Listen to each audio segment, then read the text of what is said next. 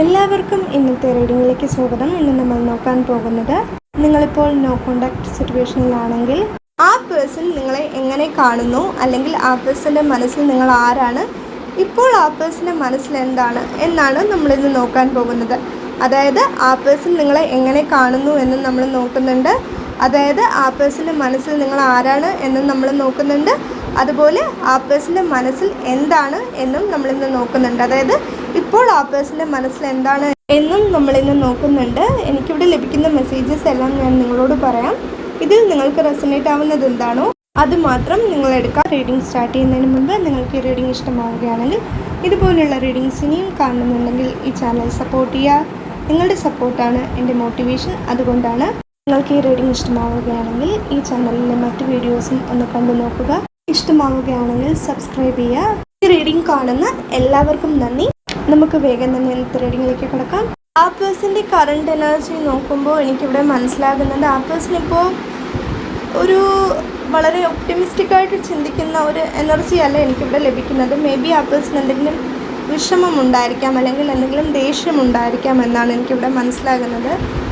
ആ പേഴ്സൻ്റെ കരിയറിൽ മേ ബി ആ പേഴ്സൺ വിചാരിക്കുന്നത് പോലെ ആ പേഴ്സൻ്റെ കരിയർ മുന്നോട്ട് പോകുന്നുണ്ടാവില്ല, അല്ലെങ്കിൽ ആ പേഴ്സൻ്റെ ജീവിതത്തിൽ ആ പേഴ്സൺ എന്തെങ്കിലും വിഷമം ഉണ്ടായിരിക്കാം, അല്ലെങ്കിൽ ഈ ഒരു നോ കോണ്ടാക്ട് സിറ്റുവേഷൻ കാരണം ആ പേഴ്സൺ വിഷമിക്കുന്നുണ്ടായിരിക്കാം. അത് കാരണം ആ പേഴ്സണ് ദേഷ്യം തോന്നുന്നുണ്ടായിരിക്കാം. അതായത് ഈ ഒരു നോ കോണ്ടാക്ട് സിറ്റുവേഷൻ കാരണം ആ പേഴ്സൺ വിഷമിക്കുന്നല്ലോ എന്നോർത്തിട്ട് ആ പേഴ്സണിന് ഉള്ളിൽ കുറച്ച് ദേഷ്യം ഉണ്ടായിരിക്കാം. നിങ്ങളോടല്ല, പക്ഷേ നിങ്ങളോട് ആ പേഴ്സണ് ദേഷ്യമുണ്ടെന്നല്ല, പക്ഷേ ആ പേഴ്സണ് വിഷമമുണ്ട്, ഒത്തിരി വിഷമമുണ്ട് ഈ ഒരു നോ കോണ്ടാക്ട് സിറ്റുവേഷൻ കാരണം എന്നാണ് എനിക്കിവിടെ മനസ്സിലാകുന്നത്.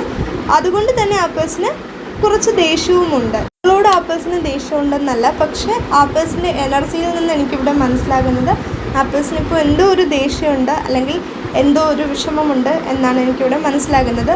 അതുകൊണ്ട് തന്നെ ഈ ഒരു സമയത്ത് ആ പേഴ്സണോട് ആരെങ്കിലും നിങ്ങളെക്കുറിച്ച് ചോദിച്ചാൽ, നിങ്ങളെ കാത്തിരിക്കുകയാണോ ആ പേഴ്സൺ, അല്ലെങ്കിൽ നിങ്ങളോട് ഇനി സംസാരിക്കുമോ എന്നൊക്കെ ചോദിച്ചാൽ ആ പേഴ്സൺ ഈ ഒരു സമയത്ത് പറയുക, ഇല്ല ഞാൻ സംസാരിക്കില്ല, ഇനി ഞാൻ സംസാരിക്കില്ല, എന്നോട് വന്ന് സംസാരിച്ചാൽ പോലും ഞാൻ സംസാരിക്കില്ല എന്നായിരിക്കും ആ പേഴ്സൺ പറയുക. അതായത് നിങ്ങൾ ആ പേഴ്സണോട് ചെന്ന് സംസാരിച്ചാലും ആ പേഴ്സൺ നിങ്ങളോട് സംസാരിക്കില്ല എന്നായിരിക്കും ആ പേഴ്സൺ പറയുക.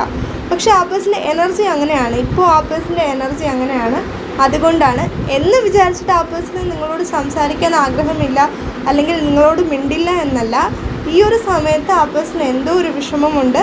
അതുകൊണ്ടാണ് ആ ഒരു എനർജി എനിക്ക് ശക്തമായിട്ട് ലഭിക്കുന്നുണ്ട്. അതുകൊണ്ടാണ് ഞാൻ പറയുന്നത്. ഇതാണ് ആ പേഴ്സൻ്റെ കറണ്ട് എനർജി നോക്കുന്ന സമയത്ത് എനിക്കിവിടെ മനസ്സിലാകുന്നത്.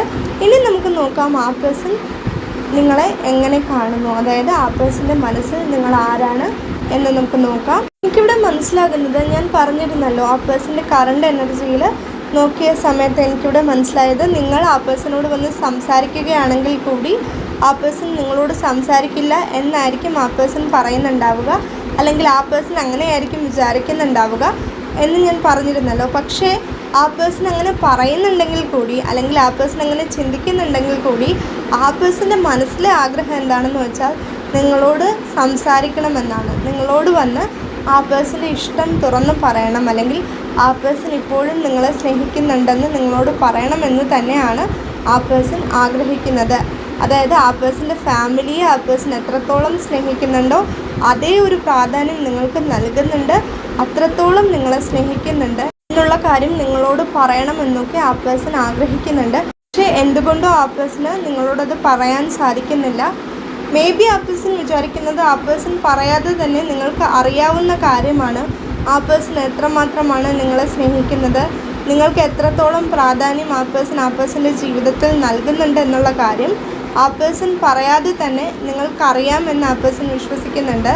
അല്ലെങ്കിൽ ആ പേഴ്സൺ അത് മേ ബി നിങ്ങളോട് പറഞ്ഞിട്ടുണ്ടായിരിക്കാം. അതുകൊണ്ടായിരിക്കാം ആ പേഴ്സൺ ചിന്തിക്കുന്നത്, ഇനി ആ പേഴ്സൺ നിങ്ങളോട് സംസാരിക്കേണ്ട ആവശ്യമില്ല, ആ പേഴ്സൺ നിങ്ങളോട് വന്ന് സംസാരിച്ചാലും ഇല്ലെങ്കിലും നിങ്ങൾക്കറിയാം ആ പേഴ്സൺ നിങ്ങളെ സ്നേഹിക്കുന്നുണ്ടെന്ന്. കാരണം ആ പേഴ്സൺ അത് നിങ്ങളോട് പറഞ്ഞിട്ടുണ്ടായിരിക്കാം, അല്ലെങ്കിൽ നിങ്ങൾക്കത് അറിയാമെന്ന് ആ പേഴ്സൺ വിശ്വസിക്കുന്നുണ്ടായിരിക്കാം.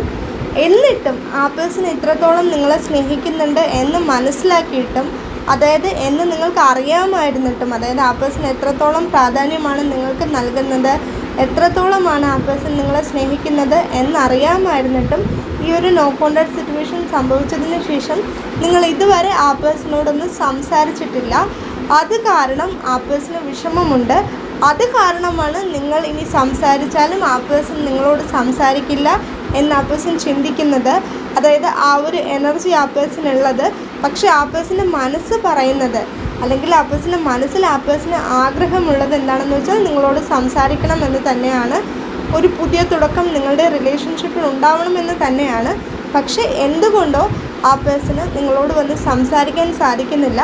അതിൻ്റെ പ്രധാനപ്പെട്ട കാരണം ഞാൻ ആദ്യമേ പറഞ്ഞതുപോലെ മേ ബി ആ പേഴ്സൺ വിശ്വസിക്കുന്നത് എന്താണെന്ന് വെച്ചാൽ ആ പേഴ്സൻ്റെ സ്നേഹം നിങ്ങളോട് തുറന്ന് പറഞ്ഞിട്ടുണ്ട്, എന്നിട്ട് പോലും നിങ്ങളത് മനസ്സിലാക്കുന്നില്ല എന്ന് ചിന്തിച്ചിട്ടാണ് ആ പേഴ്സൻ്റെ സ്നേഹം നിങ്ങളോട് വന്ന് തുറന്ന് പറയാത്തത്, അല്ലെങ്കിൽ ആ പേഴ്സൺ നിങ്ങളോട് വന്ന് സംസാരിക്കേണ്ട എന്ന് ചിന്തിക്കുന്നത്.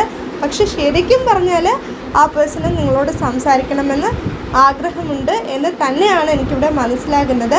സംസാരിക്കണമെന്ന് മാത്രമല്ല, ഈ ഒരു റിലേഷൻഷിപ്പിൽ ഒരു പുതിയ തുടക്കം ഉണ്ടാകണമെന്നും ആ പേഴ്സൺ ആഗ്രഹിക്കുന്നുണ്ട്. അതായത് ഈ ഒരു നോ കോൺടാക്ട് സിറ്റുവേഷൻ മാറണമെന്ന് ആ പേഴ്സൺ ആഗ്രഹിക്കുന്നുണ്ട്. കാരണം ഈ ഒരു നോ കോൺടാക്ട് സിറ്റുവേഷൻ കാരണം ആ പേഴ്സൺ ഒത്തിരി വിഷമിക്കുന്നുണ്ട്. കാരണം ആ പേഴ്സൺ നിങ്ങളെ ഒരുപാട് സ്നേഹിക്കുന്നുണ്ട്. മേ ബി അത് ആ പേഴ്സൺ നിങ്ങളോട് പറയുന്നുണ്ടാവില്ല, പ്രകടിപ്പിക്കുന്നുണ്ടാവില്ല. പക്ഷേ ആ പേഴ്സൺ നിങ്ങളെ ഒത്തിരി ഇപ്പോഴും സ്നേഹിക്കുന്നുണ്ട്. അതുകൊണ്ടാണ് ആ പേഴ്സൺ ഇപ്പോൾ വിഷമിക്കുന്നത് ഈ ഒരു നോ കോൺടാക്ട് സിറ്റുവേഷൻ കാരണം. അതായത് ഇത്രമാത്രം നിങ്ങളെ സ്നേഹിച്ചിട്ടും ഈ ഒരു നോ കോൺടാക്ട് സിറ്റുവേഷൻ സംഭവിച്ചല്ലോ, അല്ലെങ്കിൽ ഈ ഒരു നോ കോൺടാക്ട് സിറ്റുവേഷൻ നീണ്ടു പോകുന്നല്ലോ എന്നോർത്തിട്ടാണ് ആ പേഴ്സണ് വിഷമമുള്ളത്. അത് കാരണമാണ് ആ പേഴ്സൺ ഇപ്പോഴും ചെറിയൊരു ദേഷ്യമുള്ളത് എന്നാണ് എനിക്കിവിടെ മനസ്സിലാകുന്നത്.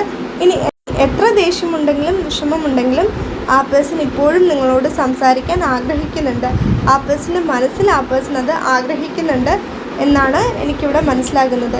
ഇനി ആ പേഴ്സൺ നിങ്ങളെ എങ്ങനെയാണ് കാണുന്നത് എന്ന് ചോദിച്ചാൽ ആ പേഴ്സൻ്റെ ജീവിതത്തിൽ ആ പേഴ്സൺ ഏറ്റവും കൂടുതൽ സ്നേഹിക്കുന്ന ആൾക്കാരിൽ ഒരാളാണ് നിങ്ങൾ. അതായത് ആ പേഴ്സൻ്റെ ഫാമിലിയെ ഒരുപാട് സ്നേഹിക്കുന്നുണ്ട്, അതുപോലെ തന്നെ നിങ്ങളെയും ഒരുപാട് സ്നേഹിക്കുന്നുണ്ട് എന്നാണ് എനിക്കിവിടെ മനസ്സിലാകുന്നത്. ആ പേഴ്സൻ്റെ ജീവിതത്തിൽ വളരെ പ്രധാനപ്പെട്ട ഒരാളായിട്ടാണ് ആ പേഴ്സൺ നിങ്ങളെ കാണുന്നത്. നിങ്ങളെ കണ്ടുമുട്ടിയത് ആ പേഴ്സൻ്റെ ഭാഗ്യമാണ് എന്നും ആ പേഴ്സൺ ചിന്തിക്കുന്നുണ്ട്. എന്നാൽ ചില സമയത്ത് നിങ്ങൾ ആ പേഴ്സണോട് സംസാരിക്കാത്തത് കൊണ്ട് തന്നെ ആ പേഴ്സൺ ഒത്തിരി വിഷമിക്കുന്നുമുണ്ട്.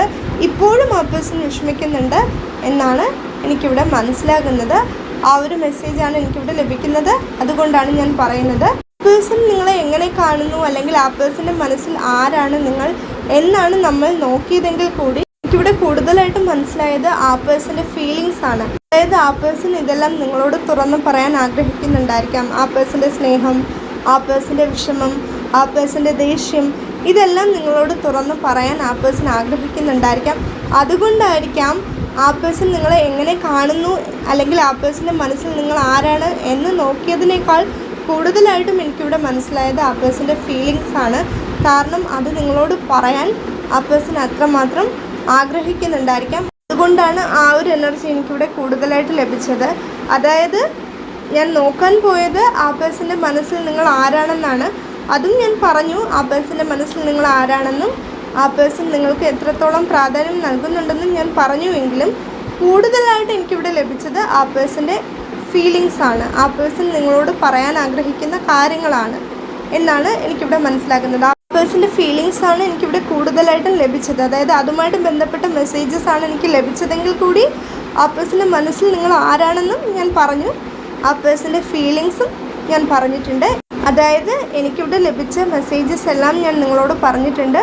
ഇതിൽ നിങ്ങൾക്ക് എന്താണോ റെസനേറ്റ് ആവുന്നത് എന്ന് നിങ്ങൾക്ക് തോന്നുന്നത് അത് മാത്രം നിങ്ങളെടുക്കാം. ഇതൊക്കെയാണ് നമ്മുടെ ഇന്നത്തെ റീഡിംഗ്. നിങ്ങൾക്ക് ഈ റീഡിംഗ് ഇഷ്ടമായിട്ടുണ്ടെങ്കിൽ, ഇതുപോലുള്ള റീഡിങ്സ് ഇനിയും കാണുന്നുണ്ടെങ്കിൽ ഈ ചാനൽ സപ്പോർട്ട് ചെയ്യുക, സബ്സ്ക്രൈബ് ചെയ്യുക. നിങ്ങൾക്ക് ഈ റീഡിംഗ് ഇഷ്ടമായിട്ടുണ്ടെങ്കിൽ ഇത് മറ്റുള്ളവർക്കും ഷെയർ ചെയ്ത് കൊടുക്കുക. ഈ റീഡിംഗ് കണ്ട എല്ലാവർക്കും നന്ദി. എല്ലാവരും എപ്പോഴും സന്തോഷമായിട്ടിരിക്കുക. Bye bye.